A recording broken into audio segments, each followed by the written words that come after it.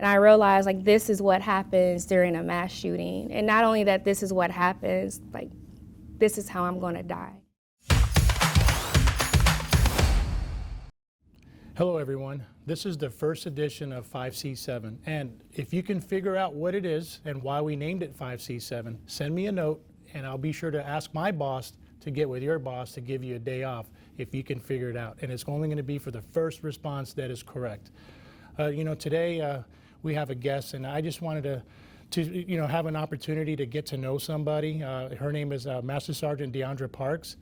And here's the thing, I think it's important that we take time to not only get to know you, but also get the audience to know you as well. So, real quick, I'm going to ask you to introduce yourself and then, give us a little moment. I want to talk about pre-Air Force, before you came in first, and what were you like, where you're from, and then we'll go from there.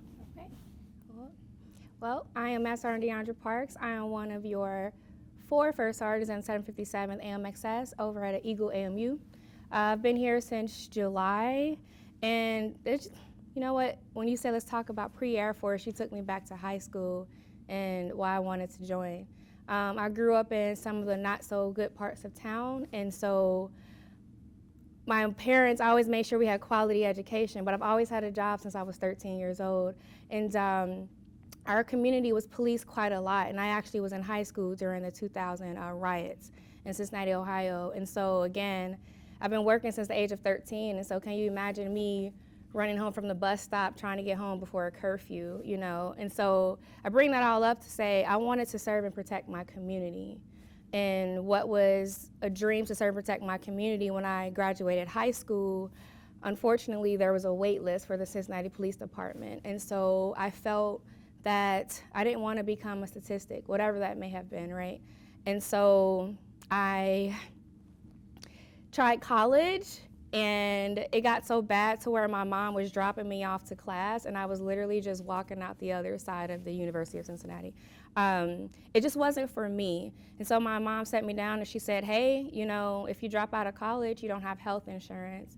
And so that's something I share when I share my story, is that the reasons why I joined are not why I stayed. And so I raised my right hand to join the military because I needed health coverage. Right? And so, of course, sitting here 17 years later, those reasons have changed from enlistments, day to day, assignment to assignment, on why I still continue to serve. I joined in 2004.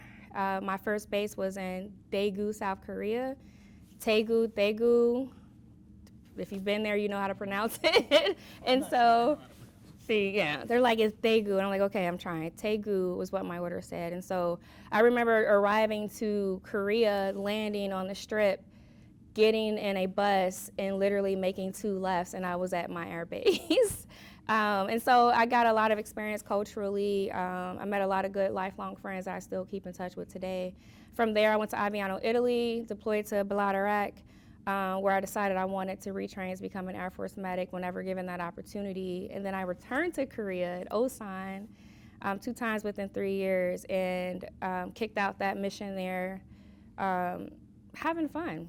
And then from there, I went to Tinker Air Force Base in Oklahoma City, where I applied at the 59th month mark for re-enlistment for a 6-year enlistee, and I was picked up to be an Air Force medic.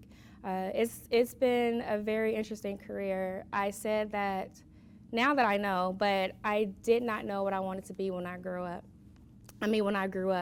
And up until about 3 months ago, I still didn't know. And so I said, I'm going to do everything I can within this career. Defender, medic, flight medic, command chief exec was an amazing opportunity. And then first sergeant. However, this year my kiddo was diagnosed with autism, and I decided to apply to Florida Tech to become a BCBA, that's a board certified behavior analyst. And you work with children, not just on the spectrum, but with developmental delays. And that's what I want to do. I finally figured it out. Yeah, you may not remember this, but there was a time, and it's easily to see that why you want to do what you do, but you had a chief. Do you remember Tracy Tolliver? I sure do. So I remember we were doing something at Columbus, and we wanted to focus on resiliency and resilient airmen. And she says, hey, I know somebody that will be very great at this, and we put you didn't know this at the time, but we put you in the queue to get you out to Columbus. And what happened was it morphed into a little bit of combat resilience. So we went ahead, we went ahead and brought some other folks in to talk about some of the things that they had with them in combat. But, you know, what we should have done was really taken a deeper look at who we were getting, because you have a pretty interesting story. You know, when we talk about things that you've done, you start off as a defender, you become a medic, you get some experience as a command chief exec, you're a first sergeant, and you're a first sergeant in one of our largest maintenance units, arguably in the Air Force. But you have a story. In 2010, you know, your life probably changed forever. Do you want to take a moment to share? Absolutely. I'm a horrible storyteller. They tell me that I'm not, but I've been working on it, right? So in 2010, when I came back to the States from Korea, the second tour of Korea, I was assigned to Tinker Air Force Base, and that's when I was approved for a retrain to be a medic. And so there I was in Wichita Falls, Texas, 2 weeks into medic training off base. I had been doing really, really well in class, passing my tests with above 97s. It was just pretty awesome, but it was hard work, right? And we, as 4Ns, have to get a credential within, less than 30 days, that in the outside world, civilian world, you take 6 months of your time to get it, right? And so it was very stressful to paint that picture. And so I would study outside of the normal mandatory studies. And so I went into town to a place called Hastings to study. I invited 2 classmates, and once we were inside, I ordered our drinks. They went and got a book that I recommended that had been helping me, and I chose the table near the exit, right? Because that's just something I'd always done, right? I'm probably not the only one. Escape plan, right? And so as we were sitting there studying, I feel someone next to me. And I know it's a military town. I never listen to my mom. I always talk to strangers, right? And so when I turned to give him my attention, I locked eyes with a young man, and he said to me, hey, it's Hitler's birthday. And so on this uniform, we represent 2 pieces of us, right? And that's our family, our heritage, where we come from, and the Air Force, no matter if we have this uniform on or not. And so I went to address him, and before I could, my classmate jumped back from the table, retired Staff Sergeant Jade Henderson, and he lifted a shotgun into view. He shot her. I got up to run. I tripped over a pier, trying to get away. He shot at me again, grazing the left side of my face, and then that's when I realized basic training, security forces tech school, deployment preparation training, I wasn't doing, the right thing. I was making myself a target. And so I got down to play dead, and in doing that, I looked around, and it wasn't too long after the Fort Hood shooting, right? And I realized, this is what happens during a mass shooting. And not only that, this is what happens, this is how I'm gonna die. So it's accepting death, right? And I did it with grace. And I laid there, I played dead. I didn't beg, I didn't plead, but what was going on around me was more shots. Another young lady being shot, two other young ladies, him screaming white power, reloading. I wish it was over as quick as it started, but that wasn't the case. It seemed like forever. And so I will say kudos to our aerospace medical training that we get now at METC, because 2 weeks into training, I knew that I had to wait. I knew that that scene had to be safe. So I knew that help was not going to arrive immediately. And so I played dead, and unfortunately, he shot me again at close range in my right leg. And again, perfectly still, didn't want to beg him to not shoot me again. I played dead. And he left that location, went to another location, shot and killed Tim Donnelly, who had just separated from the Army honorably, and then went home and committed suicide, which is what most active shooters do, right? And so I always say that my recovery began that night. I rolled over into my stomach, and I little crawled to my friend, who the last thing I thought I seen was her being shot, and talked her through how she felt, got our cell phones, asked our classmate, Sergeant Jesser, to get our cell phones. We called for help. But another thing I knew is that in rural areas, there is a 10-digit for 911. There isn't 911. And so that was true for that area. And then I also thought, okay, it's busy. Someone's calling. And so police arrived to secure the scene. And like the defender in me, I listened to the radio. You know, they still hadn't found him. And I'm just like, help is still not close, you know? And so I tried to keep us calm, had Jade say, hey, call your dad. I will admit this for the first time, Chief, in this kind of platform, that I called a classmate because who would be worried the most about me is that staff, leadership, needed to know where I was, right? And so I made that call. And it might have sounded a little bit like, hey, I won't be at class tomorrow because kind of got shot. I know, but it just wasn't thinking. And then I hung up, and then I called a good friend. But I knew that I was going to be okay, you know. And so, again, we were life flighted out that area because it was a mass house, a small town. You know, Chief Master Sgt. Michelle Jackson, she's recently retired out of NRO. She actually was a command chief out at Shepherd, and she got me out there in 2016. I got to meet the then beat cops who are now lieutenants and detectives, and pretty much piece together a night for everyone, right, and close a chapter and let them know and see me and how we were doing based off of their quick actions that night. Back to the coffee shop? I went back to the coffee shop about a year after it occurred. It was eerie for sure, but I do know that, and what I've learned about PTSD is a catch-all. Whether the incident happened to you or not, whether it's directly affected you or not, it affects you.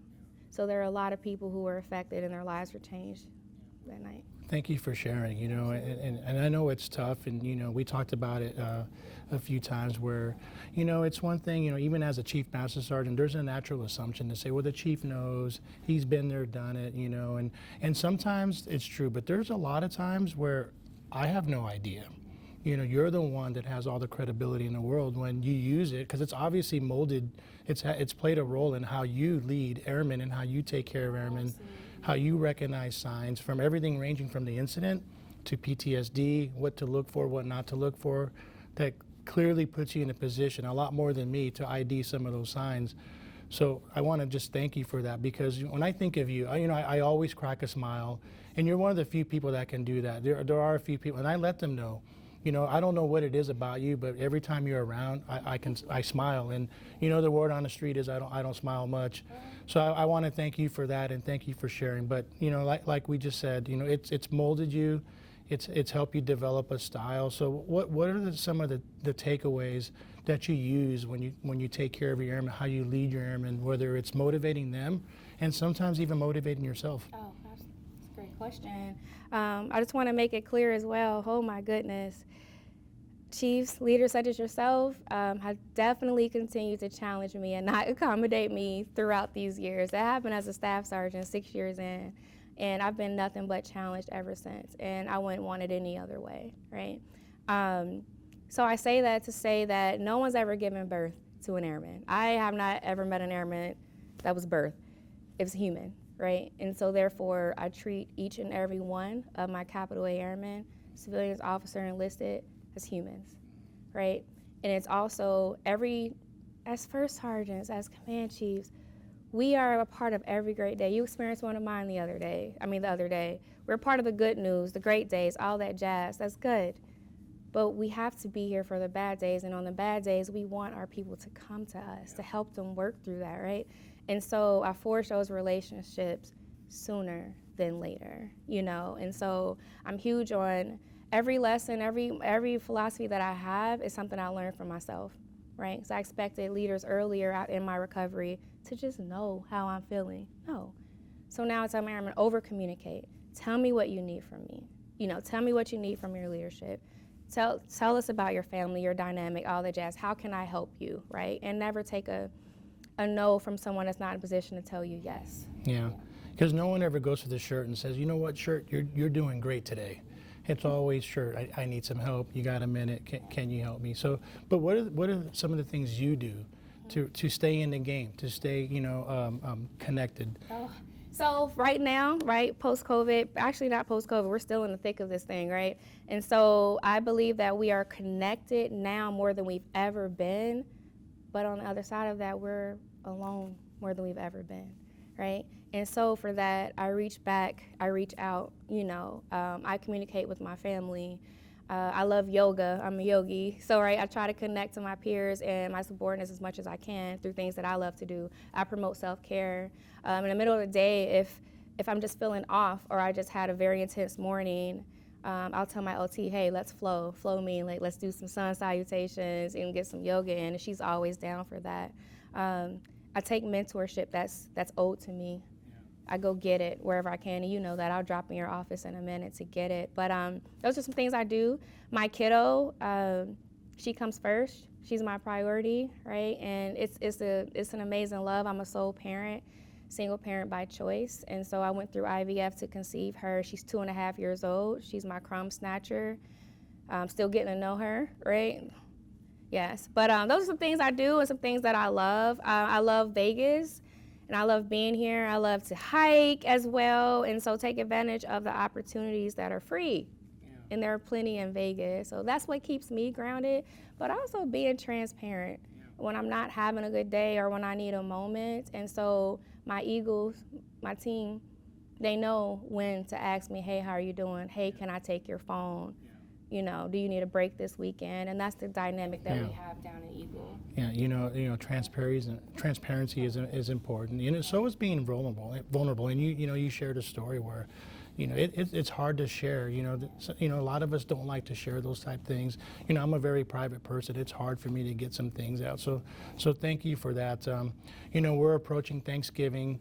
In the holidays, and even though we should be doing this 365 days, and we don't do it, we don't really do it like we should. But when we talk about Thanksgiving, we talk about what are we grateful for. And let me ask you, what are you grateful for this Thanksgiving? It's been an amazing year.